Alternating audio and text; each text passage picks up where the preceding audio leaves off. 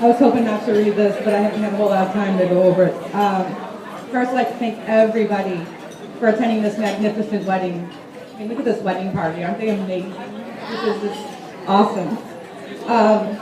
What an excellent entourage Carol and Peter have had today. My sisters always pushed herself, and Carol realized her strength really early, and her dreams began. And helping her achieve her dreams was a family effort. Her dreams and hopes became ours. We reveled in her successes and lifted her up when she came up short. I sat in the audience of countless shows, brought to tears watching her soul shine under the lights. Fast forward to the college years. She spoke of these friends she was making, sharing pictures and stories when she would come home. And there was this guy who kept showing up in the pictures right off the bat. Sometimes as Robert Goulet. He started out in pictures, mixed in, on the edge, just part of this amazing group of kids. And as years went by, he literally began moving closer to Carol, until it was just Carol and Peter posing. I remember her telling me about Peter. He made her laugh. He looked out for her, he protected her, and soon he loved her. And she was in love for the very first time. Peter, thank you for being there when times were tough.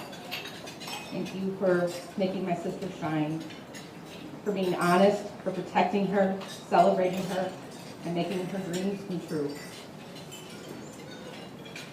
You really are brother to me. And Carol, I love you. I am so lucky and privileged to have you in my life.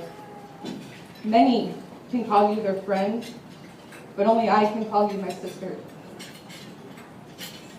And finally, a toast.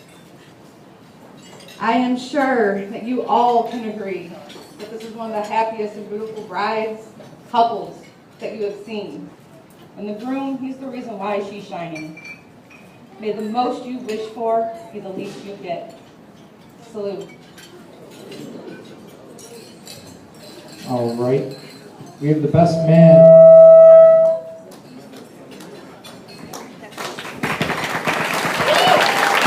All right. We have the best man, Michael Durkin, doing a speech for his brother Peter. Come on, Mike.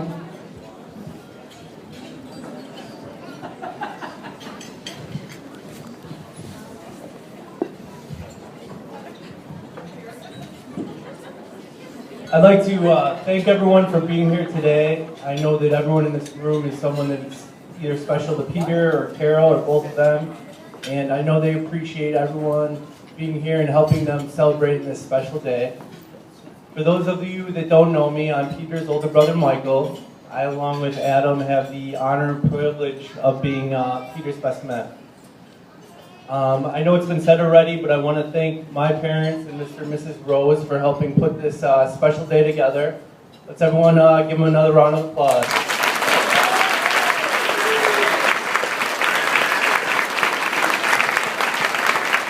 I've had the honor of being Peter's older brother for about 29 years. I was about 3 years old when Peter was born, and I can remember my parents preparing me to be an older brother. And I was very excited to do all the older brother things, have a little guy tag around, hug him, you know, everything that goes with being an older brother. And I remember that day that my parents brought him home, and I was so excited. I just wanted to hold him. Sometimes my mom told me to take it easy because I was squeezing him a little too hard. I wanted to play with him, and I was so excited. And at the end of the night, I told my mom, okay, that's enough, now put him away. Because being a 3-year-old boy, I didn't really understand that having a brother meant he was always going to be there. I just wanted to go back to just being me, mom, and dad. But as much as I tried to get rid of him over the next couple of years, he was always there. And it was something that I grew to value and appreciate and count on. And that's one of Peter's best qualities, is he is always there. He's always there for everyone in our family. Like my father said earlier, Peter is the rock of our family. He is about the most reliable and loyal person that I've ever met. He is there for everyone in our family, not just our immediate family, but our relatives and all his friends, to celebrate in the times that are worth celebrating, and to be a shoulder to lean on in times of need. He's the best brother I could ever have, and more than that, he's not just a brother, he's a best friend. And Peter's done a lot of things over the years that have impressed me, amazed me, stuff I could never do, stuff that's made me proud. Just for example, working half a dozen odd jobs to pay bills while pursuing his dreams of acting at night, or performing Shakespeare in front of 800 people on a stage. Just things I could never do, things that amaze me, and just make me completely proud. But I don't think I've ever been as proud of Peter as I was a couple hours ago as I stood next to him on the altar, as he said his vows and he told Carol that he'd love her for the rest of his life. Peter, I was truly proud of you. I've got to know Carol for about 10 years. Peter first introduced us to her as one of his friends in the family when he started at Illinois Wesleyan. They were both freshmen. And then over the years, right before they graduated, they started dating, and I got to know Carol more. And I remember a certain time, they had been graduated for about 6 months. My mother, Peter, and I went to lunch, and Peter told us that there was something different about Carol, that she was special. At that point, I knew that she was going to be around a long time. But I didn't know how much Peter loved her, or how long she was going to be around until a couple years later. That was about 2009 when Carol had just accepted a job working on a cruise ship. She was going to be on a cruise ship traveling across the world for 9 months out of the year. And Peter and her kept up every day, talking with each other, Skyping with each other. For those older people in the crowd, that means when you talk to someone face to face on the internet. And when she had been at sea about 4 months, Peter told us that he was going to go and visit Carol, which doesn't sound like that big a deal, you know. People go to visit their girlfriends far away all the time. But if anyone that knows Peter knows that he is the most terrified person to get on a plane ever. And not only that, he's not very good at the sea. And when I say not very good, I mean he's really bad. So we were all pretty nervous when he told us he was going to take a plane down to Florida and then board Carol's ship and be with her out to sea for 2 weeks. But he left, and the whole time we were nervous. My mom was so nervous. She had bought him one of those patches so he wouldn't get seasickness. And then he came home 2 weeks later, and he said he just had the best time. He had hours and hours of stories of his time with Carol, said it was amazing. And of course, my first question was, oh, the patch worked, huh? You didn't get sick? And he responded, no, I was sick every single day. But it was worth it. But he said it was worth it. And it was at that point that I knew that Peter and Carol were going to be together forever. There was no obstacle that you could put in their way that could prevent them from being with each other. Peter would travel by air, land, and sea to be with Carol and to love Carol. And who could blame him? Have you seen Carol tonight? Look how beautiful she is.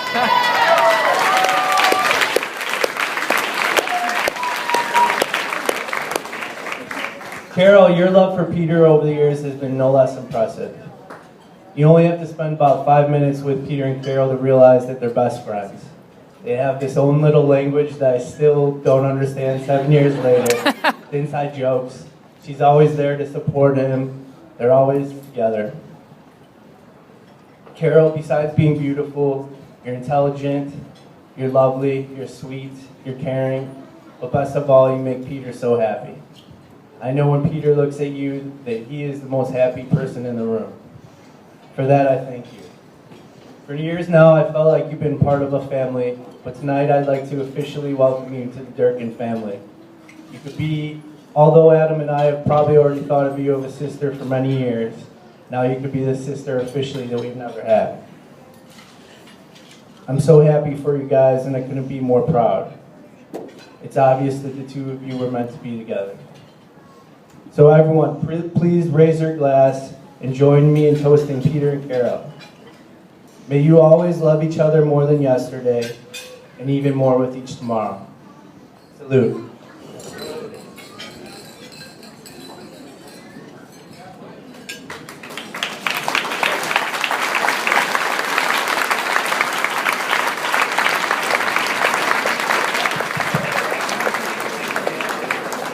All right, we have the other brother and best man, Adam Durkin. Everyone give a round of applause for Adam.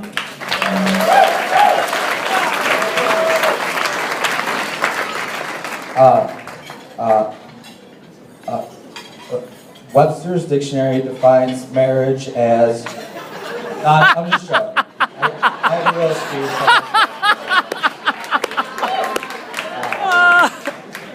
I'm Peter's youngest brother, Adam, and being a younger brother than with Peter, I have a different relationship than Michael had with him. I was 4 years younger than Peter, and I was a big tag-along. Whatever Peter did, wherever Peter went, I tagged along. When he played baseball, I wanted to be the bat boy. When he would have his friends over, I would try and hang out with them in our backyard. And when he was playing video games, Nintendo, I would beg him to stay in the room and watch him play Mario and Zelda. And most older brothers would be annoyed with their little brother just following around everywhere. But Peter never treated me like a pest. He always welcomed me. He treated me like his buddy. Now, treating me like his buddy came with some dire consequences. He would drown me in the waters of Fowler's Lake. He would throw the sharpshooter on me and make me beg until I submitted to him. And we reenacted our WWF fights. And one time, we almost ruined Christmas. See, Peter and I used to play Power Rangers, which was just code for he would beat me up in our living room. And one time when I was walking in the living room to battle Peter, he wasn't around, I couldn't see him. And he jumps out, this is around Christmas time, he jumps out from behind the Christmas tree and starts beating me up until we hear a noise. We looked, our beautiful Christmas tree is tumbling to the ground. It crashes, all the ornaments broke. We were both so upset. We thought we ruined Christmas. And we thought it was the end of the world back then, but that's one of my favorite memories looking back. Mostly because it's the only time my mom has ever yelled at Peter.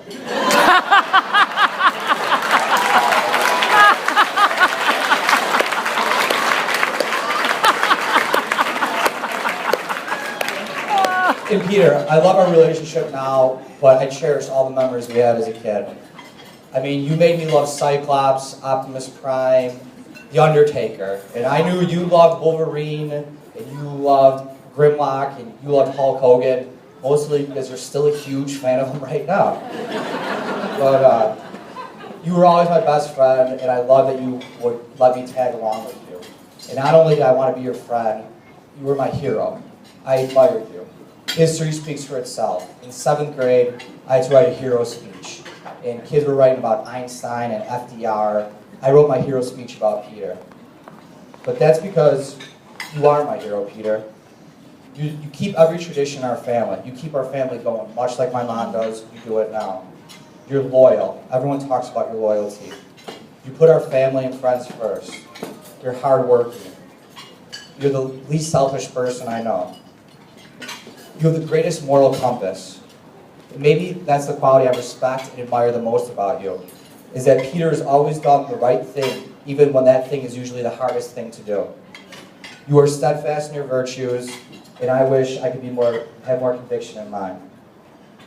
You made my life so easy when I went to high school. See, Peter was a senior when I was a dorky freshman, and he always watched out for me. And he always influenced me. I wanted to be like Peter even in high school. I bought thick glasses like that, but I was too afraid to wear them. I couldn't pull it off. My favorite band was Weezer. I became a Kairos leader, and I was even in a play in high school. I had no talent whatsoever, though. Unlike Peter, I had no talent. I was sad, though, because when I was a sophomore, Peter went to Illinois Wesleyan, and I was sad to lose my best friend and my hero and my protector at school. But he loved college, and how could you not love college? But especially when you have a group of friends like you did, and one friend in particular made Peter love college, and that was Carol. Carol made college, which was already a great experience, even better for Peter.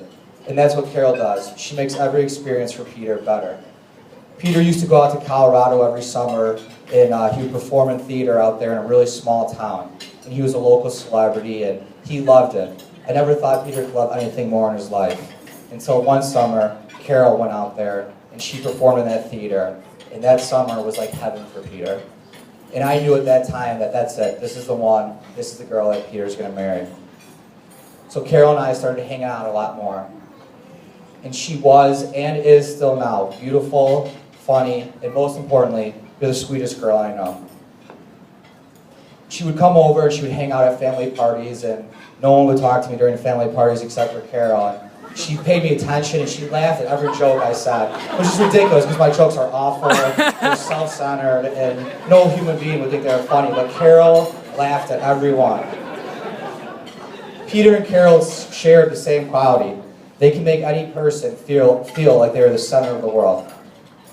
Sometimes Carol would come over and the doorbell would ring, no one would be home, and Peter wasn't home yet, so Carol and I would just hang out. We'd hang out in the kitchen, we would talk and eat and laugh. And I always felt like she was the older sister I never had. Michael, you stole this of mine. But now it's official, you are my sister, and it's awesome.